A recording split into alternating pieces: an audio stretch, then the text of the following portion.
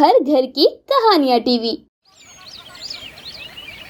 काकी, तू यहाँ आराम से बैठी है। अपने पोते को बोल दे, अगर उसको उसकी जमीन प्यारी है तो चुपचाप मेरे सारे पैसे लौटा दे, नहीं तो मैं उसका वो हश्र करूँगा जो शायद भगवान ने भी ना सोचा हो। लेकिन जमींदार, मेरे राहुल ने तेरे सारे पैसे चुका दिए, फिर अब कौन से पैसे जो तू उससे मांगने की बोल रहा है? ऐसा तुझे लगता है कि उसने मेरे सारे पैसे चुका दिए, लेकिन सच तो कुछ और ही है। उसने अपने इस घर को गिरवी रख मुझसे पैसे लिए हैं। अगर तुझे विश्वास नहीं है तो मैं तुझे तेरे घर के कागज भी दिखा दूंगा। उस पर तेरे पोते के अंगूठे के साफ साफ निशान है। नहीं जमींदार, मैं तेरी बात पर विश्वास नहीं करती, क्योंकि मेरा पोता ऐसा है ही नहीं। वो तुझसे पैसे उधार ले, वैसे भी मेरा पोता बहुत जिम्मेदार है। वो कभी भी कोई ऐसा काम नहीं करेगा जिससे मुझे तकलीफ हो। देख काकी, अब ये तेरे घर का मामला है तो तू ही इन सब से निपट। मुझे जो बोलना था वो मैंने तुझे बोल दिया। खैर, मुझे इन सब से कोई मतलब नहीं। मेरे बात कान खोल कर सुन ले। अगर तेरे पोते ने मेरा कर्ज वापस नहीं दिया तो मैं तेरे घर को हथिया लूंगा, और मुझे आधा घंटा भी नहीं लगेगा तेरे घर से तेरा सामान बाहर फेंकने में, समझ गई? इतना कहकर जमींदार वहाँ से चला जाता है। लेकिन जमींदार की बात राहुल की दादी के जहन में उतर जाती है, और शाम को जब राहुल थका हारा घर आता है तो उसकी दादी उससे सवाल करती है, राहुल, तू कहाँ से आ रहा है? सच सच बता। दादी, आपको तो पता ही है कि मैं दुकान पर जाता हूँ। पूरा दिन वहाँ रहने के बाद थक हार कर घर आता हूँ। ये जानते हुए भी आप मुझसे ऐसे सवाल कर रही हैं। राहुल बेटा, तुझे मेरी कसम है, तू मुझे सच सच बता कि आखिर तू गया कहाँ था? कहीं तू किसी गलत संगति में तो नहीं पड़ गया?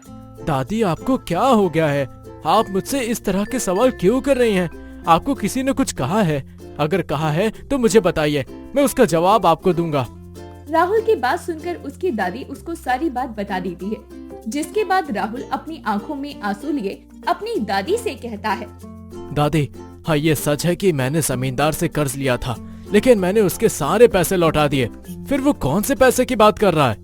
देख बेटा, ये तो मैं नहीं जानती, लेकिन हाँ, उसने मुझे सबूत के तौर पर ये कहा था कि हमारे घर के कागजात उसके पास है, जिस पर तेरे अंगूठे लगे हुए हैं। दादी और पोता आपस में बात कर ही रहे होते हैं कि तभी उन्हें बाहर से किसी के चीखने की आवाज आती है।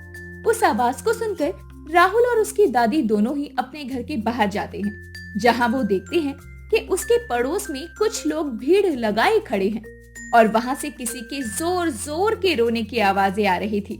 अब थोड़ी देर बाद जब राहुल और उसकी दादी भीड़ को चीरते हुए अंदर जाते हैं, तो वो दोनों देखते हैं कि एक किसान जिसकी लाश उसके घर के बाहर पड़ी हुई है, और पत्नी उसकी लाश के पास बैठकर फूट फूट कर रो रही है। क्या हो गया? अभी दोपहर तक तो रामू बिल्कुल अच्छा खासा था। मैंने इसको खेत में काम करते देखा था, फिर अचानक ये कैसे हो गया?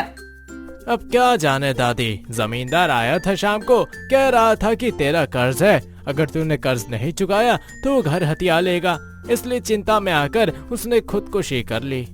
ये जमींदार भी ना बहुत ही क्रूर आदमी है। भगवान इसको इसके किए की सजा जरूर देंगे। जब दादी को ये बात पता चलती है कि जमींदार रामू से भी कर्ज के पैसे मांगने आया और कर्ज ना चुका पाने की वजह से रामू ने खुदकुशी कर ली, तो दादी को बहुत बुरा लगता है, और तब उसे पता चलता है कि जमींदार कितना नीच और घटिया इंसान है। वो लोगों से पैसे ऐंठने के चलते लोगों से झूठ भी बोलता था। इस तरह अब दादी अपनी आंखों में आंसू लिए अपने घर आ जाती है। कुछ देर के बाद जब राहुल अपने घर आता है और दादी को उदास बैठा देखता है, तो अपनी दादी को समझाते हुए कहता है, दादी, अब तुम समझ रही हो ना कि ये जमींदार लोगों के साथ क्या कर रहा है? जब गांव के लोग इसके पास अपनी जमीन गिरवी रखते हैं, तब ये एक नहीं बल्कि 2 कागजात पर लोगों के अंगूठों का निशान लगवाता है। कर्ज देने के बाद एक कागज तो ये लोगों को दे देता है, लेकिन दूसरे कागज को अपने पास रखता है ताकि ये आगे चलकर हम लोगों को परेशान कर सके।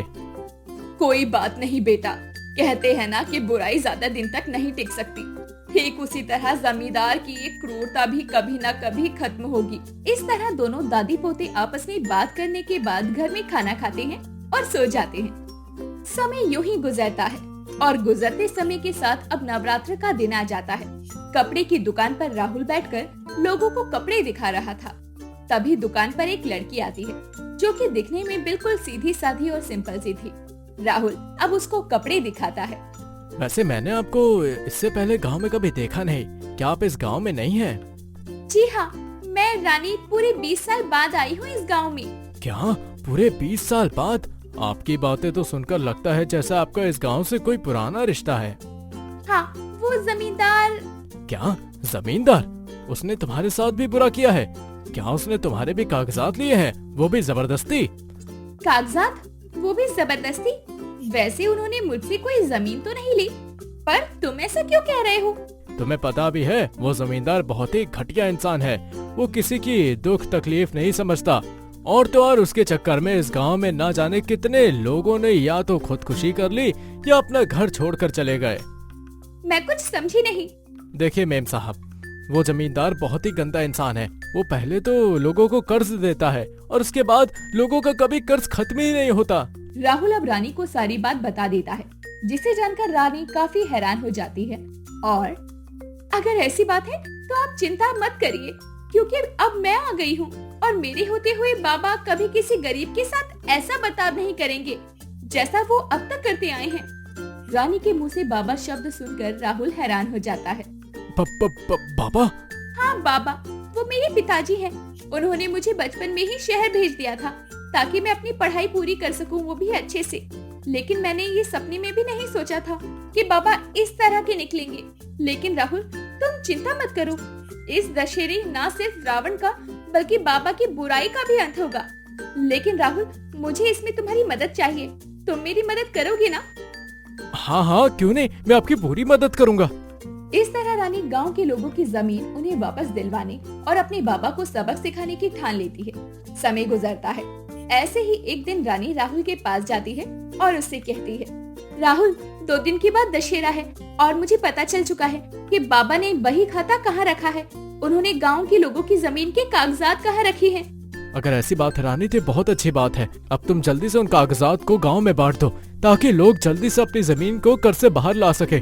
नहीं राहुल, अगर मैंने ऐसा किया तो बाबा को वो सबक नहीं मिलेगा जो उन्हें मिलना चाहिए। 2 दिन के बाद रावण को जलाया जाएगा।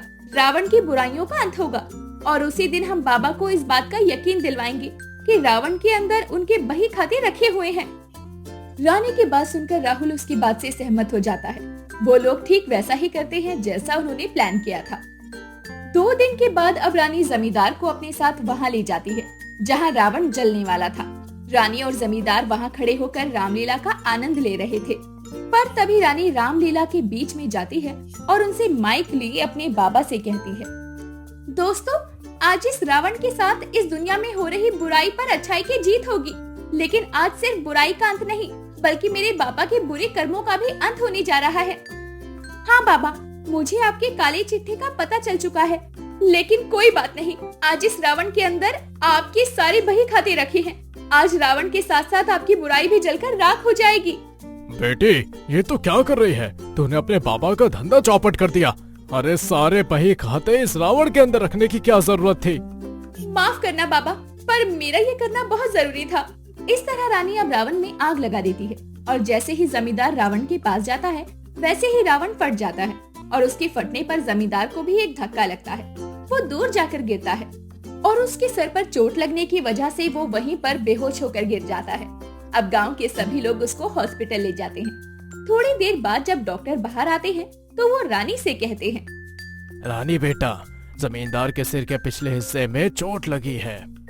आप कहना क्या चाहते हैं? साफ साफ कहिए डॉक्टर साहब। मैं ये कहना चाहता हूँ कि उनका पिछला दिमाग पूरी तरह डैमेज हो चुका है और इसलिए जमींदार जी के पास ज्यादा समय नहीं है। आप लोग उनसे मिल सकते हैं। डॉक्टर के मुंह से ये बात सुनते ही रानी भागते हुए अंदर जाती है। रानी के साथ न सिर्फ राहुल बल्कि गांव के बाकी लोग भी थे और इस तरह जमींदार का घमंड पूरी तरह टूट जाता है। साथ ही वो अपनी बेटी और गांव वालों से माफी मांगते हुए ही अपना दम तोड़ देता है।